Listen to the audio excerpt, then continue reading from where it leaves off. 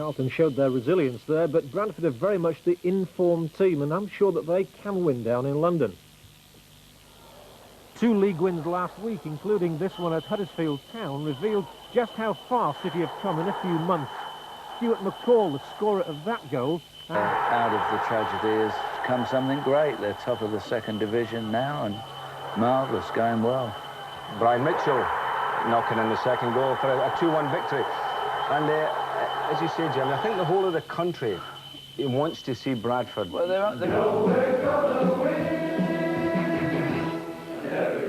It's not really what Bradford City do best, but having fought their way to the top of the 2nd division, it's fair to say they've got something to sing about. That's why they've come to this recording studio in Stockport to sing You Know We're Going to Win, which will go on sale next month at £1.85. And to the untutored ear, it's a big advance on Here We Go. It's not, of course, the first time a football club has made a record, but in a way, it's a tribute to the club, the fans and the city for their recovery from the fire 2 years ago. Bradford is bouncing back. Very much so. You know, we've got a good crowd now coming to Valley Parade, averaging 12,000. If they can all buy a copy, it will, you know, they'll learn the words and they'll be singing at the games. Yeah. Do they follow your club more close than other people follow other clubs, do you think? I don't know. I mean, I can only speak for Bradford City, but we have a good relationship. We get a lot of them following us at away games, and we just like to keep together. How did your lads take to becoming singers then? It was rather strange. We didn't know what to expect, but we found it very, very interesting indeed. I didn't realise that they could make bad singers sound so good. But surely you must have had some sort of flack from some of them. No, they've been practising in the bath for the last 2 or 3 weeks, but it's turned out better than I expected. So it's a morale booster, in fact, is it? Yes, and I mean, if you think of the words, we've got to keep winning now. Bradford City, you know we're gonna win. Never give in. Shout for Bradford to all those on the cup. We'll say one thing is certain, for you will stay on top. Bradford City, Bradford City, you know we're gonna win.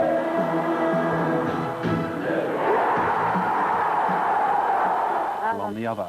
But were the lads over the moon with their efforts? Yeah, it's been smashing. It's amazing how a recording studio can make bad singers sound good. Even yourself? Even myself, yes. We've all enjoyed it. It's been good laugh. Now, was it you I heard singing slightly out of tune? Probably.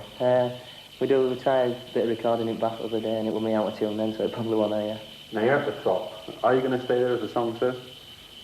We'll keep our fingers crossed. I hope so, yeah. No. It's up to the gaffer. Bradford City, Bradford City, you know we're gonna win. Never give in. We have the best supporters, the best fans in the land. We want to hear you cheer us. You'll give us all a hand.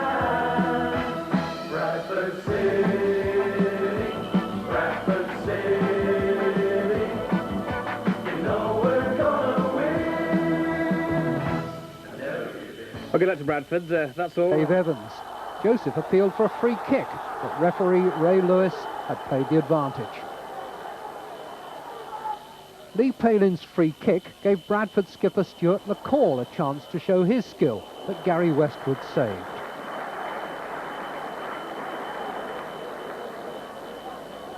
The gate at Elm Park, 6,500. After the interval, it was again Joseph who had the opportunities for Reading. Neil Smiley's cross, but not quite the volley Joseph wanted.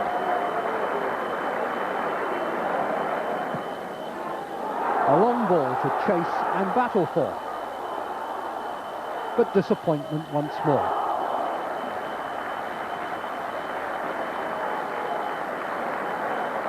When Michael Gilkes initiated a move down the left, Paul Tomlinson again saved well.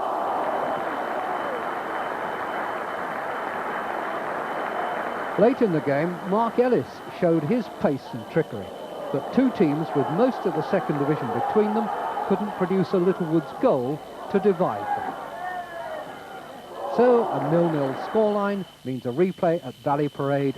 I think Leeds, of the clubs we've spoken about, are most likely to step into the playoff position. I think it'll be close between them and Bradford City. Chairman Stafford Higginbotham. He sold his shares in the club to his 3 co-directors and left the board. Mr. Higginbotham was chairman of the club through its darkest hour, the fire at Valley Parade, which claimed 56 lives. Mrs. Thatcher was among those who mourned at the ground. Businessman Jack Tordoff, who put more than £20,000 into the club when it faced bankruptcy in 1983, has now taken over as the new chairman. Well, Stafford Higginbotham has come into the studio to talk to John Helm. Mr. Higginbotham, the club is perhaps on the verge of the first division. Why resign now? Well, I haven't felt for some time that I'm doing the job to my own satisfaction.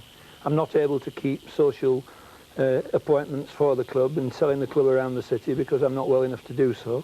And also, as team director, I'm not able to travel to all the away matches, and not unreasonably the club and the players expect you to be there in good times and bad. You have been the saviour for the club, though, twice, and it's been such a colossal part of your life. This must be a great wrench. Well, it is a great wrench, but I'm also happy that Jack Tordoff has taken on the mantle of chairman and also of majority shareholder in the club. It couldn't be in better hands. He cares about Bradford, he has a large commercial commitment in the city, and of course he cares for the club as well, and I'm quite delighted that Jack and the other 2 directors have taken the share of it. You see, some people might suspect some bit of intrigue here, and your own relationship with Mr. Tordoff might come into question. I mean, how do you get on with him? Well, Jack Tordoff and I are as different as chalk and cheese, and the only thing that we've really ever agreed on is where we wanted to take Bradford City. And there has been conflict, and he would admit that there has been that. But by God, we haven't half had some success in that conflict, and we've always been friends the next day anyway. And you need, I have 1,000 good ideas a day, and one of them's a good one. And Jack has been the necessary break on all those things, and we've had a great partnership. Does the club have a better chance or a worse chance of going into the first division without you? I think it has a better chance because Jack is a multi-millionaire. He won't let the club get into trouble, but also, if it needs a push at the last minute, he would be able to do that, and I'm in no financial state to be able to do that personally, so I feel it's only right I should stand down and give him his chance, and I think he'll make well of that chance. How much is your health dictated the decision? Because we do know that you're shortly to undergo a heart transplant operation. Well, it has totally made my decision because I'm not giving the cardiologists any chance at all. I mean, there'll be 2 very happy men in Yorkshire tonight, John Perrins and Alan Tandon, because they've been wanting me to do it since, resign from the city since my heart attack in June. And I wanted to give it a go. I've given it a go and I can't keep up with it, so consequently I've resigned. How much do you feel the fire had an effect on your health? Well, no one will ever know that, but I mean, there was the fire, the inquest, the inquiry, the court case, where there was a lot of pressure and someone had to take it on behalf of the club. It was important that the club came out of it with dignity, and consequently I stuck with it, and the heart people would tell you that it was a contributory factor. I would imagine watching a football club every Saturday as well might be a contributory factor to your condition. Yes, I suppose it is, although I'm going to continue doing it. I mean, I shall sit there from 3 o'clock to 20 to 5 and watch a match and not be in the process of making decisions, and I'll enjoy it. Wish you well, Mr. Higginbotham. Thank you very much. Thank you, John. Yes, indeed. Let's hope Mr. Higginbotham does indeed make a full recovery. I mean, a lot of people have got a lot to be grateful for what they've done. And Stafford's taken the brunt of a lot of stick over the years, but Stafford being the type of guy he is, he can take it anyway, and sometimes he quite enjoys it. Obviously like to continue our success and climb into the first division. We'd also like to win every cup that is available. We are not going to stop where we aren't going to stop. We're going to continue in the vein we're in now. Bradford City fans might be wondering whether or not there was a big disagreement in the boardroom. Was that the case? No, no dissension, no. Stafford and I were always falling out, but we're always better pals the day afterwards. So, as far as you're concerned, it's just an amicable settlement? And absolutely. Stafford's now the first honorary member of Bradford City Football Club, and I imagine he'll be down to see most games. Well, Stafford Higginbotham has had his share of cash problems, not only with Bradford City when he took over 4 years ago, but with his own business finances. His former toy firm went into receivership owing more than £75,000.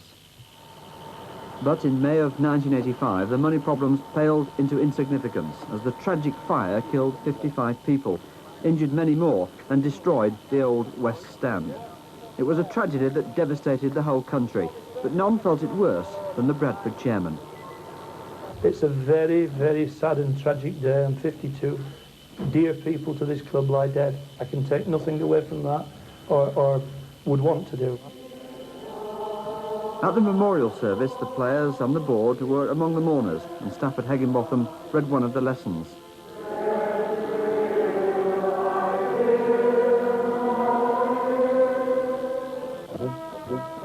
Just over 18 months later, Valley Parade reopened. The spirit of the community had not only raised money for the bereaved, but actively helped in getting the ground rebuilt.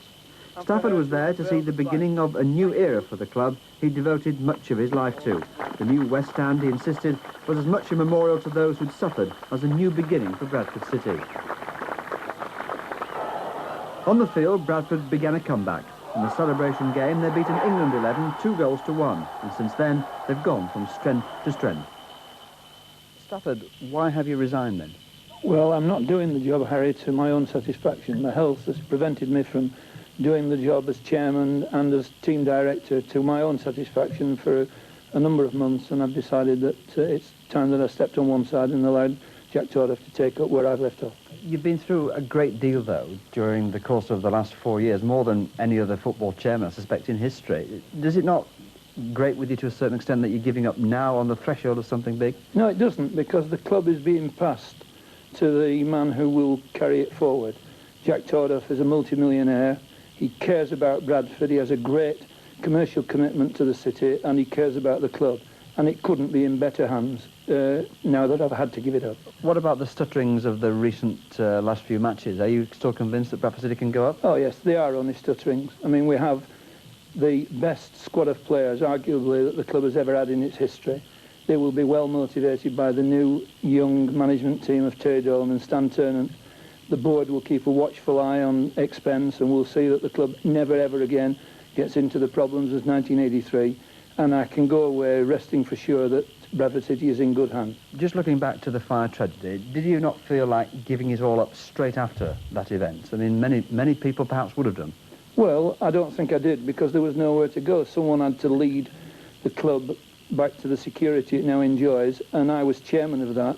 I'd enjoyed all the bouquets, so obviously it was a time to take the brickbats, and I did it with as much confidence and as much dignity as I was able to muster. Clearly getting a little bit of money out of this yourself in selling shares. So what are you going to do in the future? I'm going to sit in the box at Bradford City as its first life member. I'm going to watch the game from 3 o'clock until 20 minutes to 5, and then I'm going to spend the rest of the week arguing with anybody who'll argue with me about what should be and what shouldn't be. Stafford, thank you very much indeed for joining us. My pleasure. Judith.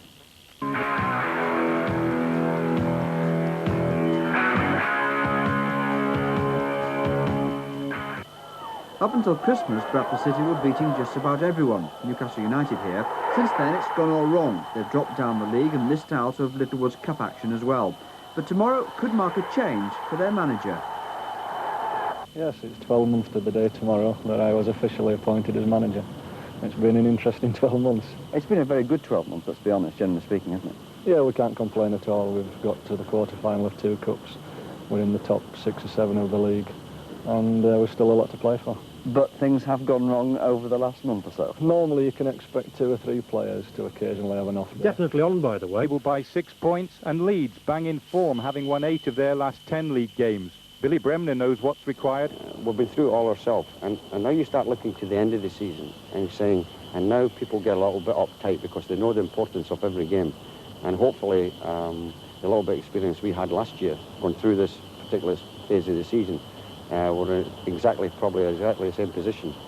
Every game becomes a cup tie to you, and every game is vital to you, and hopefully that experience will stand us good stead this year. Bradford City have a game in hand over the rest, but they are the only promotion side still in the FA Cup, and their manager firmly believes they have First Division quality. If you look at the top 8-10 teams, anybody from that group could go into the First Division and do quite well. I mean, we've played 5 First Division teams this season, and you know, beaten 4 of them. Reading, who were down at the bottom of the Second Division, have beaten 4 First Division teams.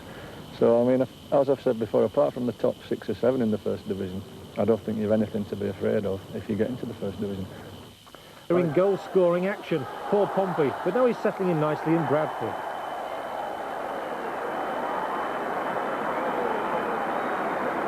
Hello. Tacklers in the game. Bradford needed him to add bite to their midfield and boost a flagging promotion challenge. He's helped get the team back on course, and tomorrow they're also bidding for a place in the FA Cup quarter-finals for only the second time in 68 years. They tell me you've got your own fan club down there. I had a little section of the crowd who adopted me, the bowler hat boys. I'll be giving them away tomorrow. Do you think you'll be a specially marked man by the lads? I mean, they know you so well, obviously. No, I wouldn't have thought. Are you treating it any differently yourself? No, not at all. Not at all. I needed any of the lads. So it's just another game we've got to get on with and right attitude and go out to win it. And since you came into the side here at Bradford, what are your feelings about the team and the way it's playing and its chances? Tremendous. I mean, they're playing well before I come and had a little bit of a dodgy spell in the league, but come good again. Everything's going well. Lee Sinnott is the only Bradford player ever to have encountered the special atmosphere of Wembley. He played for Watford in the 1984 final.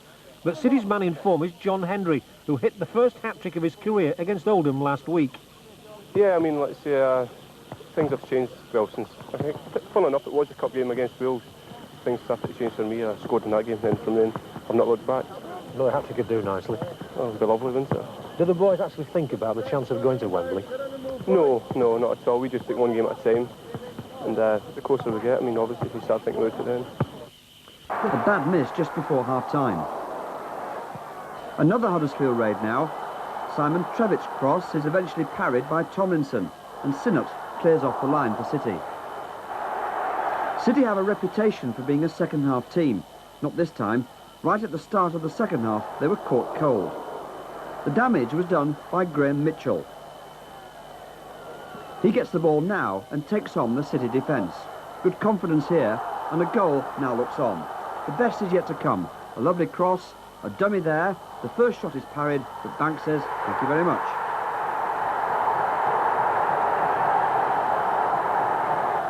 City at last woke up. Henry decides to take on the Huddersfield defence. Abbott is involved, but Futcher's effort is too high. The pressure intensified. McCall's header finds Futcher again. Abbott heads. Hutchings gets in the way. Ormondroyd hits the bar there, and it's cleared. Last seconds now, Abbott with a chance, but McDonough saves well. An unexpected night for Huddersfield, but one to savour for Malcolm MacDonald, their manager.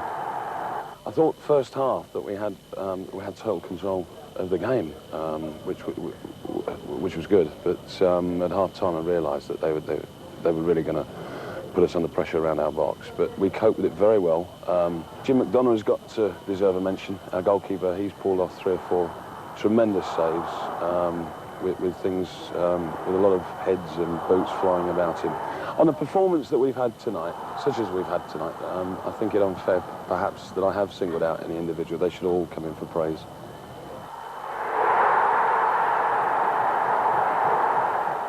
Well done. 5th place, here in white, they picked up another precious point at Swindon on Wednesday. Ron Futcher sparking an excellent recovery, pulling Bradford back to 2-1. Mark Leonard's equaliser came in stoppage time, and Bradford City still have 5 home games left. Apart from having 2 or 3 very good players, which we all have to have if we're going to be successful, we mould the rest of the team round them and we all give them jobs to do. But I think they've played football throughout. I think even when they have heavier conditions around Christmas, they've stuck with their principles.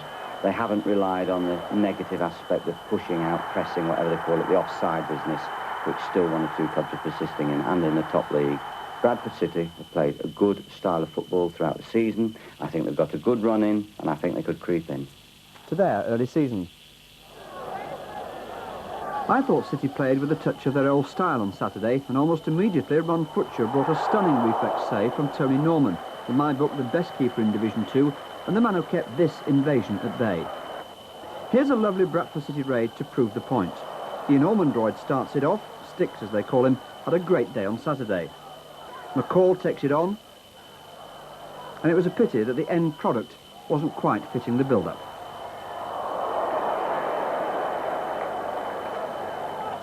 A McCall corner and City score. The ball comes again in from the right, and I think you'll see Ron Futcher is offside there. The right decision. Then Bradford did score. Now, who actually got it? This proves it beyond doubt. Cross comes over, Ormondroy heads it, Futcher claims it. But Futcher's the kind of guy who would pinch grapes from his grandma. That was Ormondroy's goal. Only a joke, Ron. More Bradford City pressure and another close call. Oliver's header. The crowd asked for more.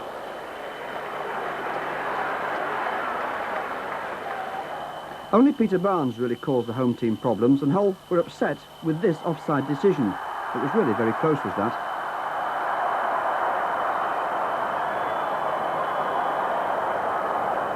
Another big Bradford City crowd enjoying the game. Second half now, and a penalty. Hendry is fouled.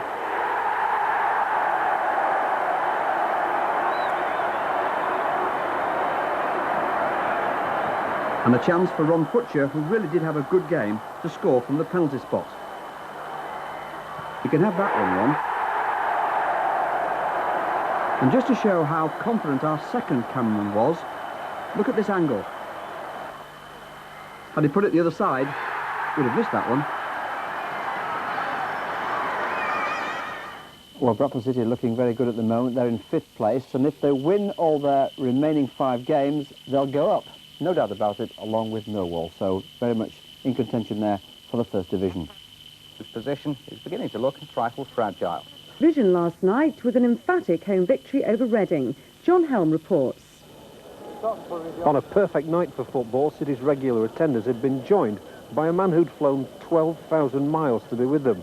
89-year-old Arthur Garner lives in Adelaide, Australia, but he's supported City since 1907 and has come home for a few weeks just in the hope of seeing his beloved Bradford City win promotion to the 1st Division.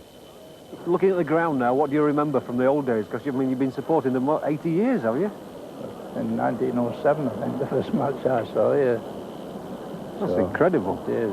How's it changed? Well, there was no Midland Road stand when I came first time. And I remember an old roller they used to have up here for rolling the pitch with. Yeah. And do you think they're going to make promotion? I hope so, yes. I think they'll be. To win tonight. Yes, they've got to win tonight.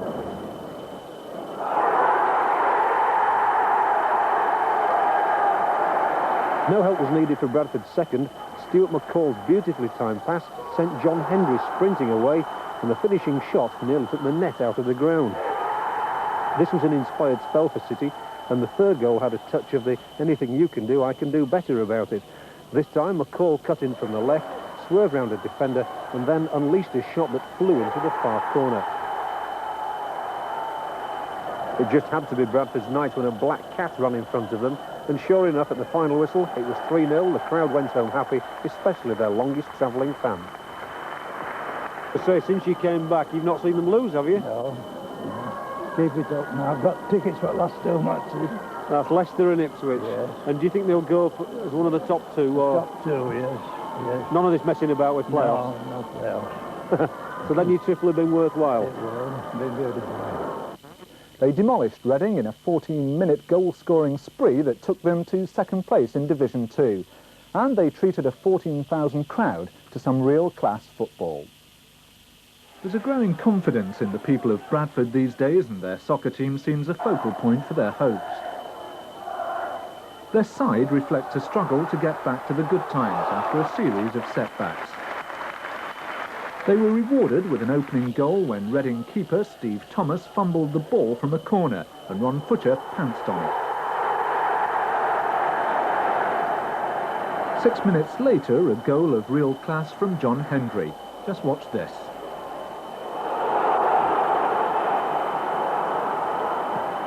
Two 0 to Bradford.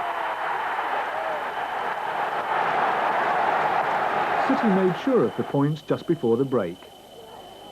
A shaky Reading defence failed to clear a corner, and skipper Stuart McCall was there to pick his spot and seal the game. And look how well he takes it.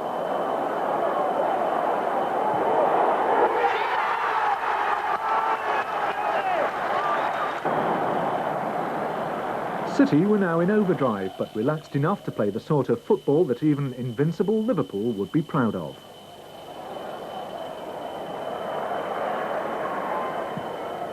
But this time the Reading keeper was in the right position.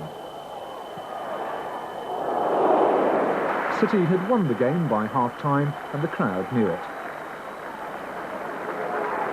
The second half was a bit of an anticlimax, except for this incident.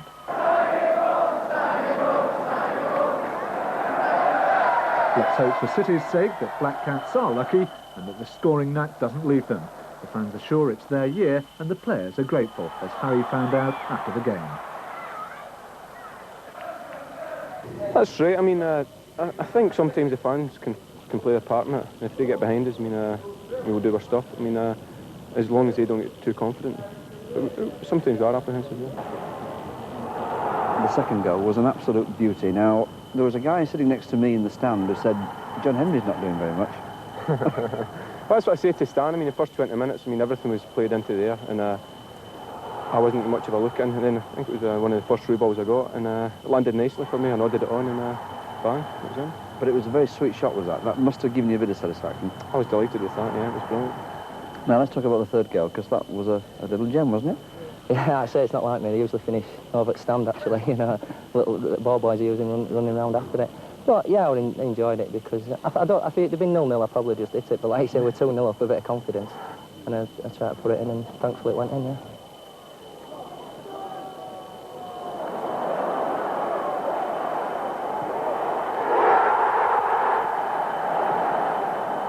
So Bradford are up to second place, just 3 points behind Millwall with the game in hand. 2, Sheffield United in Division 3, Grimsby, Mansfield, Rotherham and Chesterfield all need wins. Scunthorpe could do with the same in Division 4. But Bradford City, well, they need a win and a prayer at the top of Division 2. Goals are needed, boys, please, like these.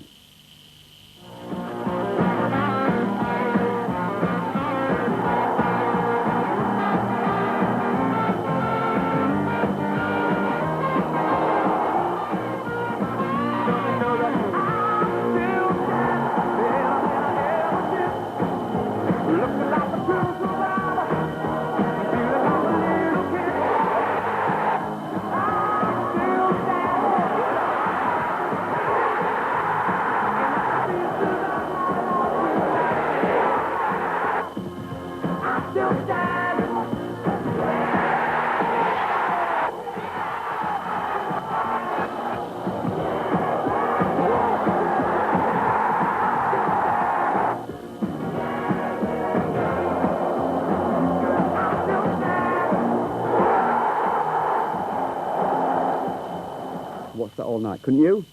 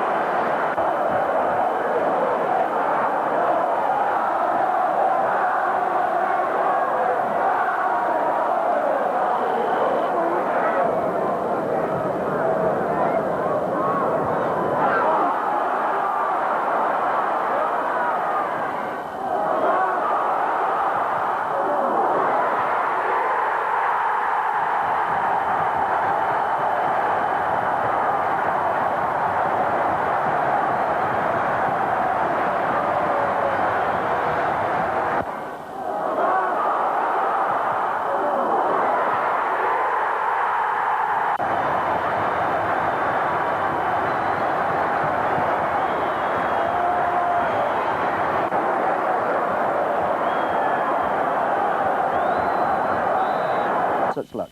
Beaten by rivals Aston Villa yesterday, they now face the playoffs. Now, they can still get promotion outright on Saturday, but it now depends on what other teams do. City started confidently enough, and the second division's biggest crowd of the season saw an early chance for John Hendry.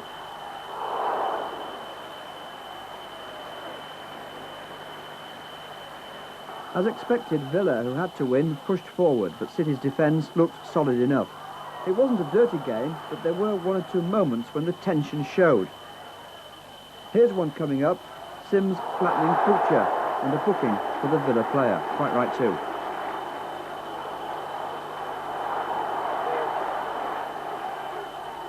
To be fair, Villa had all the clear-cut openings early on. Aspinall missed this chance, one of his 3 bad misses in the first 45 minutes. Then the goal that destroyed City's dream. A good cross, but no central marking, and David Platt gave Tomlinson no chance at all. A time to celebrate for Aston Villa. Second half, and City enjoyed just about all possession. Chance here for Ormondroyd. Neat control, unlucky. Then Kennedy's long throw, headed on well by Futcher. And again, Hendry was unlucky with this lovely shot on the turn. But it was Villa's day, and City, I'm afraid, didn't really do themselves justice. Now, quite a few flow of all was to Bradford City.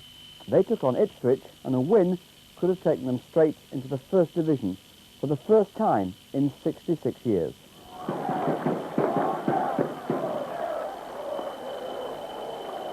The support City had on Saturday was surely the best the club has ever had. 16,000 fans wanted only one thing, a Bradford City win. And City got off to just the start they wanted. Mark Leonard is involved here. He gets the ball, and Futcher's beautiful pass finds Greg Abbott. And with his first touch of the game just about, City off to the start they wanted. But Ipswich were always sharper, and no one was surprised when Mitch Davray equalised.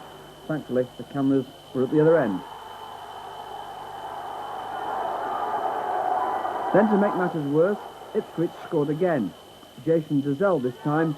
You could have heard Judith's earrings drop, not to mention mine.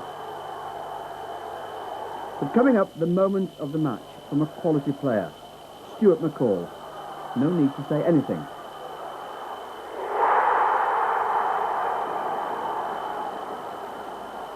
A brilliant goal.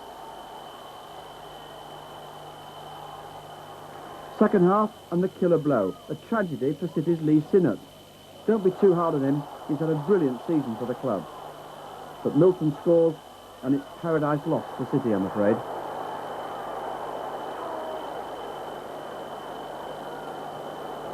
Tremendous pressure from City after this, until that horrible final whistle, and dejection and perhaps disbelief takes over. So that now means City face the agony of the playoffs. They're in 4th place and have to beat Middlesbrough to go into a final playoff for the remaining First Division spot. Complicated, isn't it? At the other end of the second, Sheffield United face the playoffs to avoid relegation, even though on Saturday they beat Huddersfield, who are already down. And that's from the 4 playoffs involving our teams yesterday, from Torquay to Bradford. And that's where we start. The only success we had yesterday, where 16,000 fans cheered on Bradford City against Middlesbrough. And it was a tremendous match, City nearly scoring after a minute. Ormondroyd just failing to get his head to this cross. Mind you, he's a long way to go down. Another City opening coming up now. Hendry eventually latches on to the big hoof upfield. Ormondroyd takes it on, and he was unlucky with that 25-yard effort. Now, was Ormondroyd fouled here? Watch for the push. There, the referee said no chance. Mickey Kennedy appeals in his angelic way. Come on, ref. Second half, City go close again. A lovely cross from Hendry. Ormondroyd meets it superbly.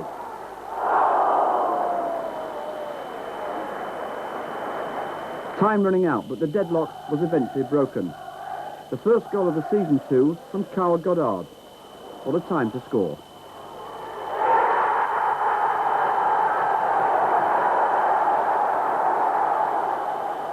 But Middlesbrough hit back immediately. Bad defence this by City, but you've got to admire the way Trevor Senior took this chance.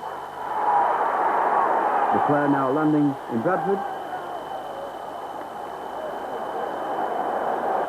1 minute later and City were back in front. Kennedy's long throw. Borough claimed their goalkeeper was fouled, but McCall made no mistake.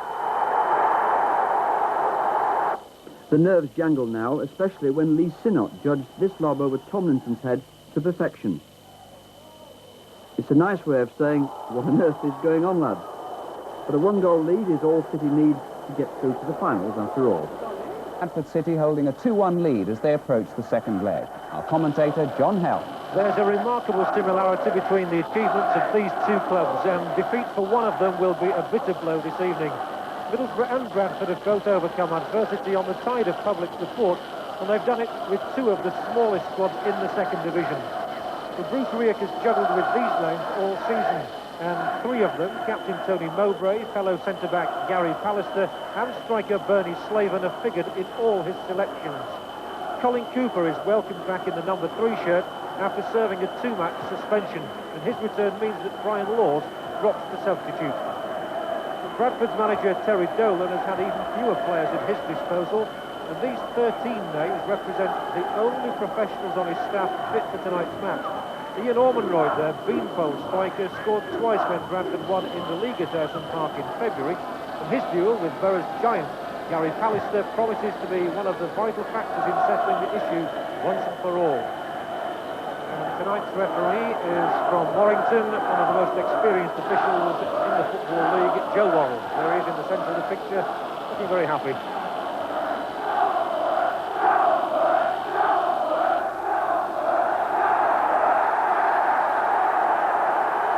Well, that shot may give you some idea as to the wetness of the pitch here. It's not been raining, but the Middlesbrough club decided to have the sprinklers on, and they weren't switched off until about an hour before the kick-off. So Middlesbrough, in their famous red shirts, attacking the goal to our left, and Bradford City in the claret and amber stripes.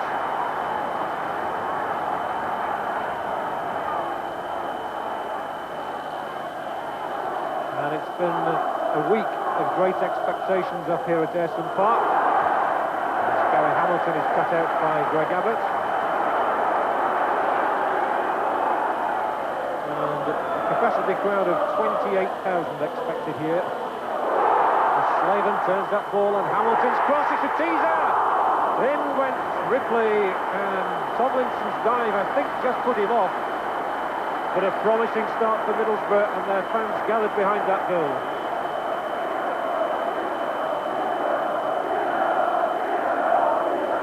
Good play initially from Slaven, then from Hamilton. Ripley came in and just couldn't keep the ball down. And that was the sort of nervous start Bradford wanted to avoid. But of course, as Butcher comes here inside the penalty area, and there's no whistle. Butcher turning this way now, and there's the cross. And Pears under his crossbar makes the catch. And that's what you call a lively start.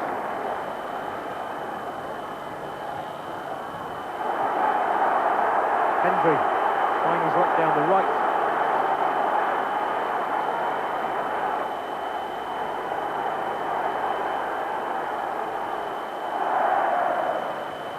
Tried to thread away through the two defenders, but there was no pass.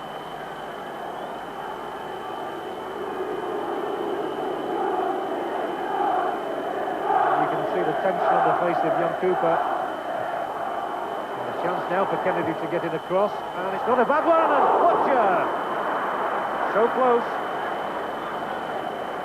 And the alarm bells will be sounding in the Middlesbrough defence there, because Butcher got a free header. Kennedy, playing his old club too, had time for the cross, he measured it, and Butcher also measured the header just the wrong side of the upright. Midway inside the Middlesbrough half, is looking for movement up front and finds it from Butcher. Pallister above him, chances here as Abbott comes in and slices the top wide. Well, that's twice now that Bradford have created an opening inside the Borough penalty area.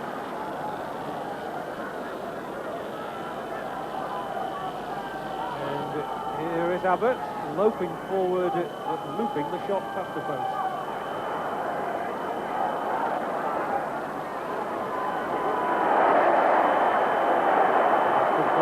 ball.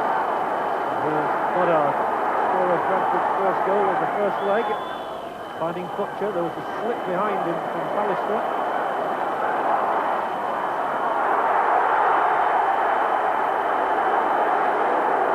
A rather awkward score like Ormond Royd. Managed to trip Hamilton then.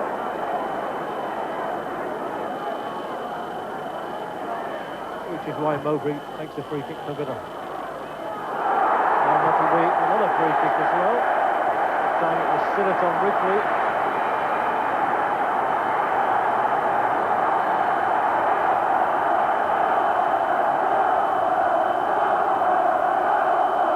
So far, Middlesbrough have had exactly twice as many free kicks as Bradford.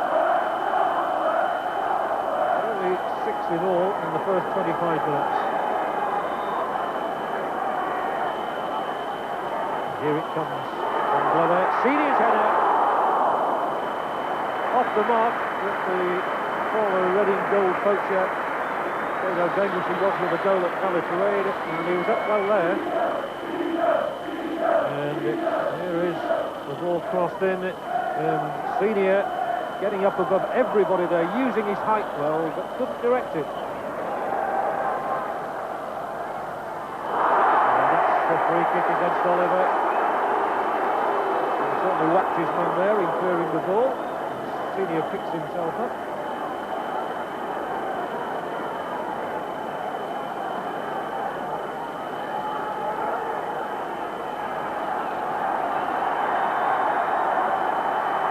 So Mowbray again with a free kick for Middlesbrough. And hoists it high. Ormond Royd, the tallest man up there, who got it away. He and Pallister were in close attendance. Here's Ripley, and a useful cross from him. Senior couldn't get there. Hamilton can! Lift the top of the crossbar. Gary Hamilton shakes his head in disbelief. What a good cross from Ripley it was. And the ball bounced handily for Hamilton, but he just couldn't keep it down below the crossbar. Hamilton, away by McCall, and they're playing head tennis out there for the moment. So Sinnott boots it high in the air, all the way down to the Middlesbrough goalkeeper.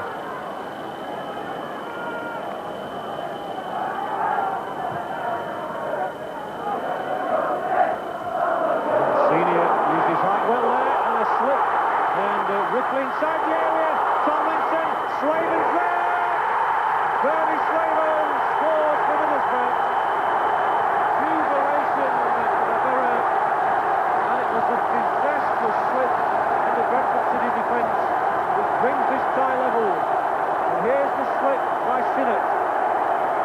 Ripley took advantage. He was there to pounce, raised the ball low. Tomlinson can't hold on to it, and Slaven, in like a flash, masters the angle. His 23rd goal of the season. What a time to get it as well, and it was Sinnott who didn't master the control. Ripley took it on, and when Tomlinson couldn't hold on, Slaven was there after 35 minutes. Borough 1, Bradford 0.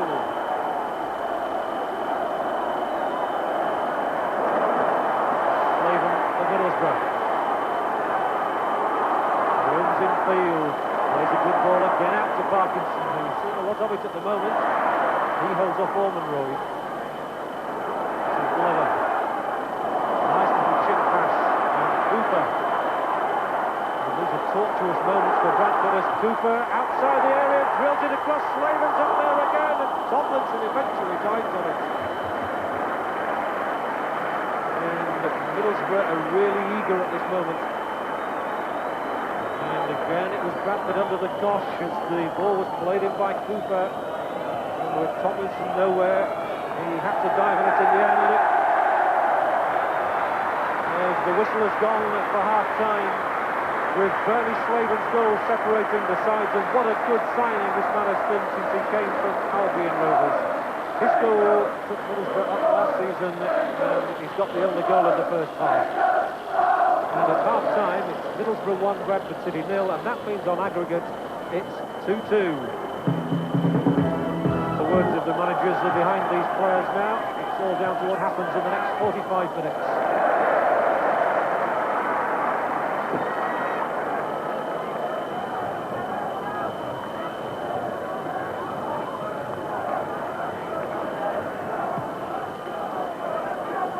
But it is worth reminding you that should the scoreline at the end be Middlesbrough 2, Bradford City 1, and we would have extra time.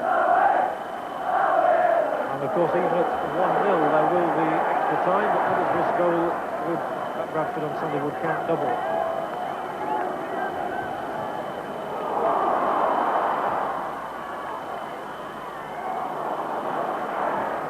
Oliver, that's the best clearance, and now Kerr, he's onside, good cross over the top, and Senior. Bradford's defence was in disarray at that moment as Senior stole in for the header. And it was Kerr, a lovely cross, Senior's header just too high. Hendry against Cooper again, and Hendry, for the first time maybe, got past Cooper and has the chance to play in a cross. Butcher and Orman Wright both there. Here's Butcher with the control. Butcher across the face of the goal. Well, he's probably had the two best chances for Bradford, one with a header and this time with a shot.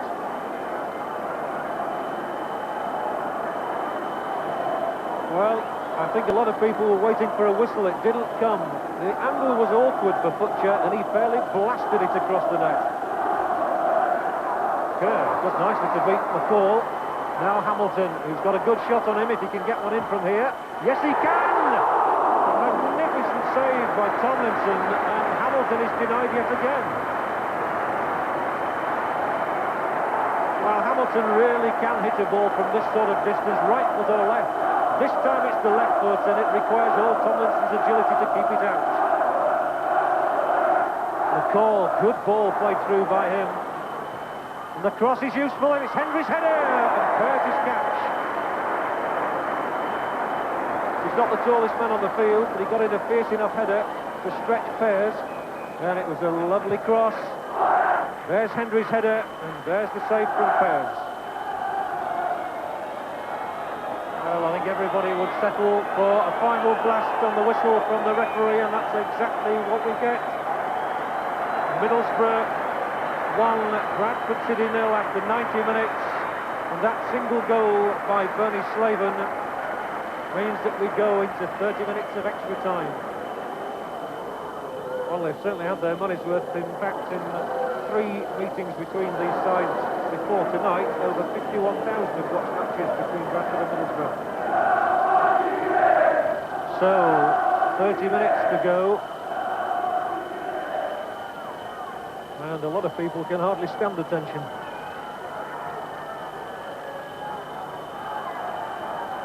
If the score remains the same, Middlesbrough will go through to the second stage of the playoffs and Bradford will stay down in Division 2.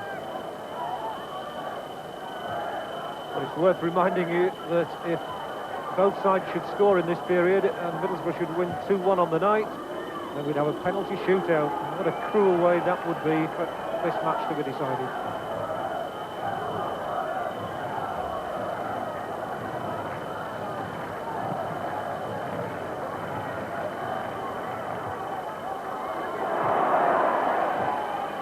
Slaven.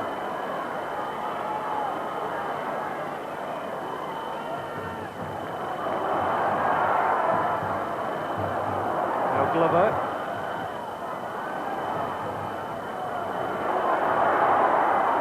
Cooper's cross. Oh, and Sinnott's missed it. There's a real chance here for Hamilton. Gary Hamilton does the little shimmy. Middlesbrough's fans go absolutely wild. Disaster again for Bradford's Lee Sinnott. Hamilton takes the salute. He got the angle absolutely right. And it's all going right for Middlesbrough at the moment. Cooper's cross, it was beyond Sinnott. Hamilton controlled it. Tomlinson dashed out. Hamilton beat him. 2-0. But for Bradford, who led the second division for so long, their chances are slipping away.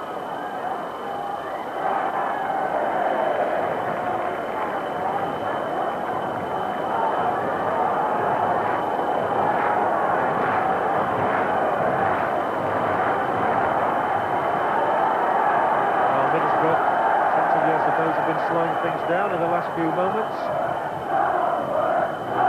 They have a free kick, which the scorer of their second goal, Hamilton, will take. And it's McCall getting it away. Kerr dragged it in! Oh my goodness! Well, that came off the toe end, I think, of Bernie Slaven. And could well have been a really tricky one here. As Kerr hits it in, comes off the toe end. Not sure whether it was Slaven or Goddard. It was Goddard, actually. And appeals for a nudge. Again, it's gone over the top. Again, Hamilton's got a chance. Well, the crowd roared. Hamilton holds his head. This time he couldn't beat the angle. But again, Gary Hamilton got into that position with the ball over the top of Oliver. Hamilton has been quite superb at times tonight.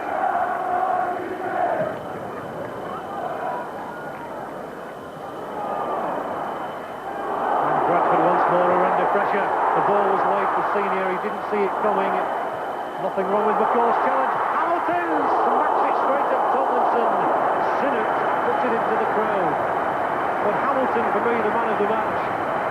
He's scored one and he's had so many good efforts. He pops up in all these positions and he's able to take advantage here after McCall falls flat on his back, and that's the shot, that's the save.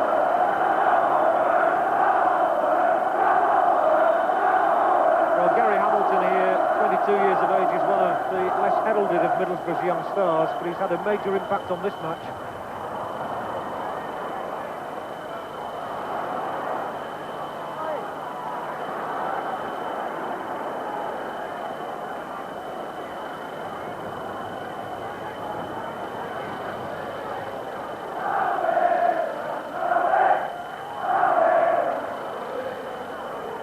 And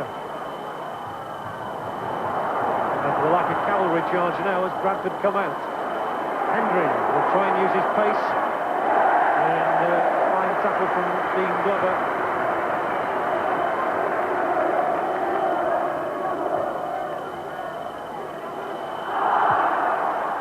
Kennedy rolling it down the line. Palin, not got much support in the middle, but here comes Goddard. There's his cross. Oh, here's Ormond Royd! Oh, he could well have stabbed it in, and Pears stretched himself and saved Middlesbrough without question then. But it's back up to the other end. It's exhausting at the moment, and Ian Ormond Royd rues his luck. It's the best chance that Bradford have had without question. The ball came, I think, off Leonard, went over Pallister. And look at this for an opening, and Pears was so quick to react. Well, Ayresome Park hasn't known a night like this for a long, long time. And when you think that the fans here have still got to survive 2 more matches after this one, even if Middlesbrough do go through tonight, as they might well from Hamilton. Oh, and Slaven can finish it off now. Slaven twists inside. Hamilton puts it over the top. Well, he spurned his chance of glory then. This really could have finished Bradford as Slaven rolls it back invitingly and Hamilton spoons it over. Goddard for Bradford, 15 seconds left. McCall. And again the red shirts bring it away. Time is running out for Bradford City.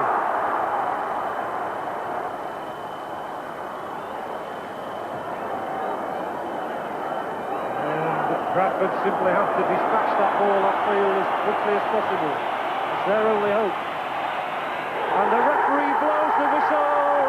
It's Middlesbrough's night. It's Middlesbrough 2, Bradford City 0. Bernie Slaven, head in hands, can hardly believe it. The fans are on the pitch. It's a glory night here on Teesside. And a night of misery for Bradford City. Slaven's goal was enough to take the game into extra time. Mowbray again set an inspirational example as Middlesbrough's captain. And when Gary Hamilton there, who is besieged by Middlesbrough's fans, scored in the first minute of extra time, punishing a mistake by Lee Sinnott, the number 8, who grudges away quite disconsolate.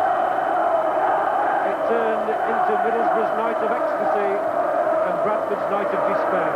So the final score at Ayresome Park is Middlesbrough 2, Bradford City 0. Middlesbrough go through to the second phase of the promotion playoffs. Breathtaking tension He there. led City to promotion, moved to Goodison Park in an £875,000 deal. Everton fans can look forward to this kind of explosive shooting from McCall, while Bradford will look to use the money wisely as they prepare for another tilt at promotion next season.